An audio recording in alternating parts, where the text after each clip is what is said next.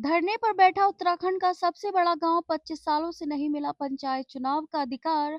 आबादी में 75% रिटायर्ड सैनिक। उत्तराखंड के नैनीताल जिले के बिंदु खत्ता को राजस्व गांव घोषित करने और क्षेत्र को आरक्षित वन सूची से बाहर करने की मांग एक बार फिर सड़कों पर दिखाई दी। शुक्रवार को हजारों ग्रामीण महिलाओं और युवा लालकुआं तहसील परिसर पहुंचे और सरकार के खिलाफ जोरदार प्रदर्शन किया।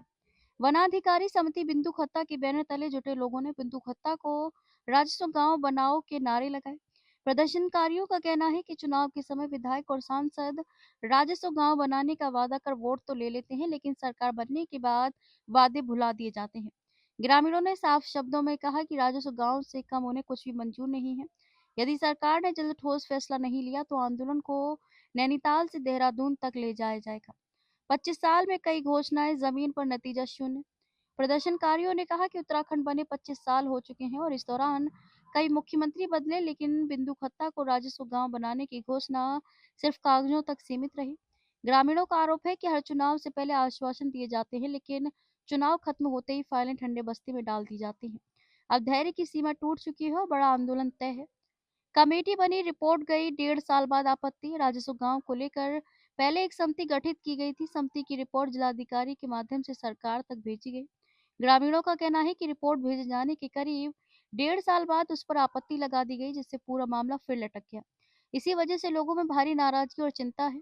बिंदु खत्ता की ऐतिहासिक पृष्ठभूमि। हल्द्वानी से करीब 15 किलोमीटर दूर स्थित बिंदु खत्ता को प्रदेश के सबसे बड़े गांवों में गिना जाता है। इसकी आबादी करीब 80,000 के आसपास है। बताया जाता है कि गांव की बसासत वर्ष 1932 से है, जब पहाड़ों से बड़ी संख्या में लोग पलायन कर यहां आकर बसे। वर्ष 1965 से 1966 में तत्कालीन उत्तर प्रदेश सरकार ने करीब 35,000 हेक्टेयर क्षेत्र को बिना बंदोबस्ती के आरक्षित वन घोषित कर दिया, जबकि इससे पहले यहाँ पशुपालन होता था और चराई माफ की गई थी। 1952 में यहाँ पहला राजकीय प्राथमिक विद्यालय भी स्थापित किया गया। सुविधाएं हैं लेकिन अधिकार नहीं। लगभग 80,000 की आबादी वाले इस क्षेत्र में स्कूल, ITI कॉलेज, बैंक, स्वास्थ्य केंद्र, सड़क और बिजली जैसी सुविधाएं मौजूद हैं। इसके बावजूद राजस्व गांव का दर्जा न होने से लोग कई सरकारी लाभों से वंचित हैं। ग्रामीण लोकसभा और विधानसभा चुनाव में वोट डालते हैं, लेकिन पंचायत चुनावों में मतदान का अधिकार नहीं है। इसी कारण लोग आज भी खुद को शरणार्थी जैसा महसूस करते हैं। यहाँ की 65 से 70% आबादी सैनिक और पूर्व सैनिक परिवारों की है। अशोक चक्र विजेता शहीद मोहन नाथ गोस्वामी समेत 18 वीर सैनिकों के नाम से भी बिंदु खत्ता जाना जाता है। 3 मुख्यमंत्रियों की घोषणा अमल अब तक नहीं। बिंदु खत्ता को राजस्व गांव बनाने की पहली घोषणा 2009 में तत्कालीन मुख्यमंत्री भुवन चंद्र खंडूरी ने की थी।